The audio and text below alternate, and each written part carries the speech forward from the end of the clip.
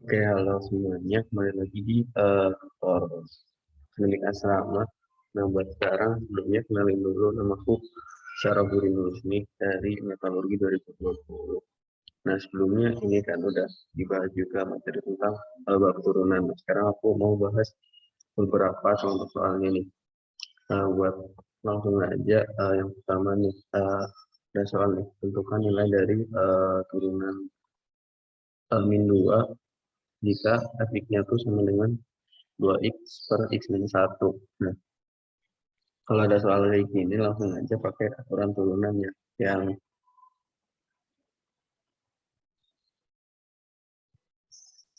eh, ini ya,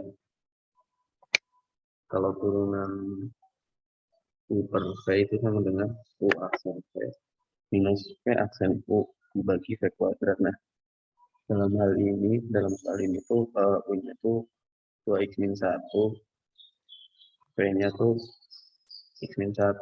Buat gampangnya langsung aja kita turunin dulu nih. U aksen turunan dari 2x itu 2 kan. Nah, kalau turunan dari V aksen, turunan V aksen itu x min 1 turunan x min 1 itu 1.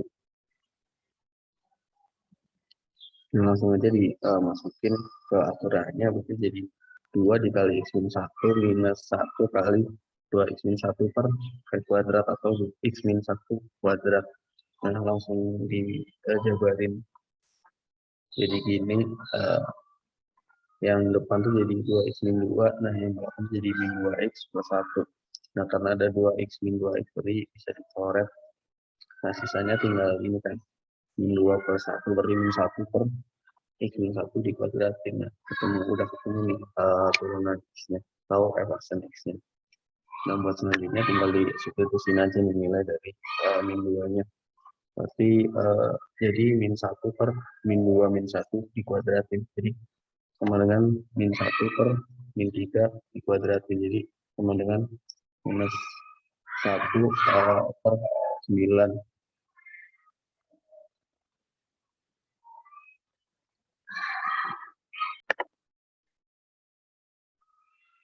Untuk selanjutnya nih, ada soal tentukan dari turunan dari x bila fx itu sama dengan cos kuadrat x sinus kuadrat x kuadrat. Nah, kalau dilihat soalnya ribet banget ya. Nah, rada-rada banyak gitu komponennya. Jadi kalau ada soal kayak gini nih, tinggal pakai ini ya aturan rantai atau yang namanya chain rule. Nah, gimana caranya? Gini aja sih gampangnya. Ini kan cos kuadrat x ya, berarti kita turunin kayak turunan biasa. Turunan dari cos kuadrat kan 2 cos. Nah, cosnya terus ini belakang saling lagi. Sinus kuadrat dari x kuadrat. Nah, habis itu turunan dari cos sendiri itu adalah minus sinus. Jadi ada minus sinus dari sinus kuadrat x kuadrat. Nah, udah kan yang komponen depan, komponen yang luar. Nah, habis itu tinggal kita pakai komponen yang di dalam nih, turunan dari ini dulu nih, turunan dari sinus kuadrat. Tapi 2x sinus x kuadrat. Nah, turunan dari sin itu kan cos, seperti ada cos x kuadrat. Nah, terus turunan yang di dalam ini lagi ini ada 2x. Udah sebenarnya gitu aja, tinggal dikaliin aja nih. Ada 2 dan min 1 ada 2 ada 2x. Tapi hasilnya jadi min 8x cos dari sinus kuadrat x kuadrat sin sinus kuadrat x kuadrat sin x kuadrat cos x kuadrat. Nah, terus ada aturan juga kan biar ini sih biar lebih sederhana aja. Kalau sinus 2 alfa tuh 2 sinus alfa cos alfa, berarti bisa disederhanain. Nah, ini kita ambil 2-nya dulu. 2 caranya gimana? Biar sederhana kita ambil sini dari min 8-nya tuh bagi 4 gitu. Nah, buat kayak gini. Jadi ini kan yang di bagian ini bisa jadi sinus 2x juga, sinus 2 alfa. Sinus alfa juga bisa jadi sinus 2 alfa.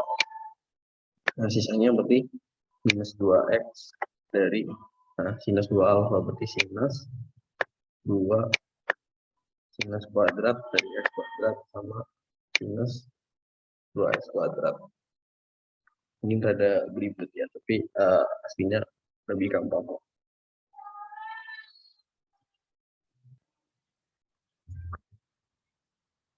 Selanjutnya nih, turunan implisit.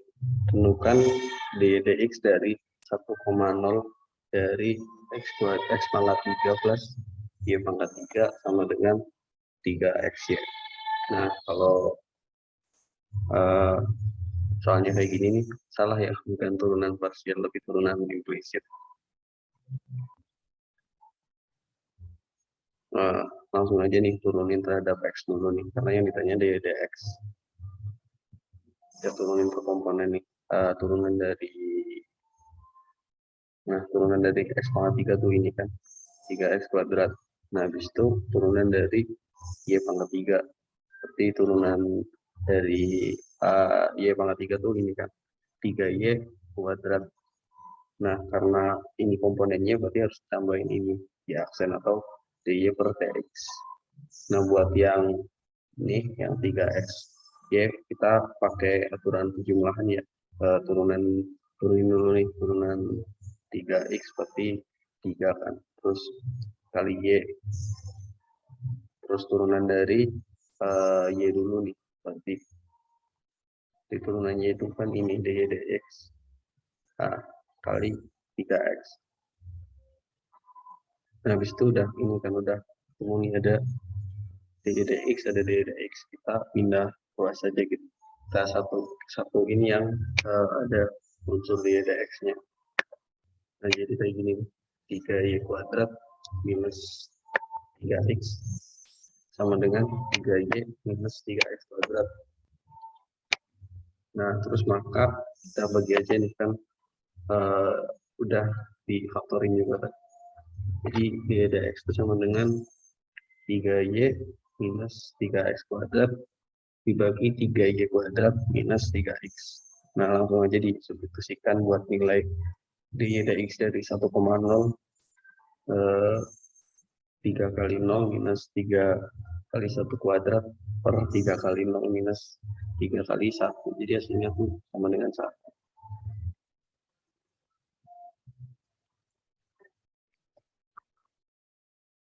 Lanjut soal berikutnya. Tentukan nilai P dan Q supaya 2x plus y sama dengan Q itu tepat menyinggung suatu parabola y sama dengan P x kuadrat pada titik x min 2. Nah, kalau ada soal yang tipenya seperti ini nih, caranya yang pertama tuh cari persamaan garis singgung dari parabola y sama dengan P x kuadrat di x min 2. Caranya gimana? Kita cari turunannya dulu nih, turunan dari fungsi yang parabola. Jadi turunan dari ini y sama dengan P x kuadrat atau sama dengan 2px. Nah, habis itu buat gradiennya di titik x sama dengan 2. Tinggal disubstitusikan aja buat x-nya sama dengan 2. Jadi y aksen 2 itu sama dengan 4p. Nah, dari turunan tadi itu turunan kan maknanya tangan lain atau slope dari garis singgung. Jadi garis singgung parabola tadi itu sama dengan 4p. Nah, sedangkan nilai fungsi di x min 2 kita substitusikan juga ke y sama dengan px kuadrat. Nilai fungsi itu y sama dengan 4p. Nah, tinggal cari persamaan garis singgungnya pakai persamaan y sama dengan y min y1 sama dengan m x min x1. Nah, karena tadi titiknya berarti 2,4p gitu.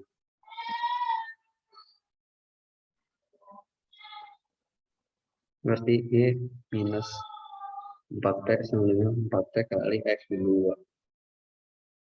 Jadi Y sama dengan 4PX minus 4P. Nah, supaya menyinggung garis 2X plus Y sama dengan Q itu harus identik sama garis singgungnya. Y sama dengan 4PX minus P. Kita identikin aja nih, tinggal seperti ini. Yang bagian depan tuh harus sama, yang bagian belakang juga harus sama. Yang bagian depan nih, minus 2X sama dengan 4PX. P sama dengan minus 2 per 4. P-nya itu sama dengan minus setengah.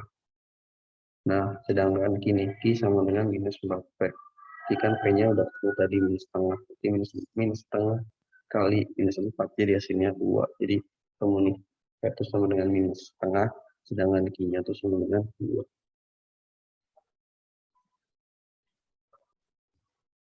Lanjut soal nomor 5 nih. Soal tentang laju yang berkaitan atau related rate. Ada soal nih, suatu piringan besi dipanaskan dan memuai radiusnya dengan laju pemuaian radius 0,08 cm per second. Nah, yang ditanyain tuh berapa laju pertambahan luas piringan tersebut saat radius piringannya tuh 30 cm. Anggap piringannya tuh lingkaran. Nah, jadi kita tahu nih, kalau divisualisasikan tuh kayak ada piringan gitu kan dipanasin, jadi radiusnya terus bertambah gitu keluar. Nah, kita anggap nih luas lingkaran tuh kan pi r kuadrat, jadi A sama dengan pi r kuadrat. Terus kan yang diketahui itu apa sih? Tambahan radius per satuan waktu atau dr dt.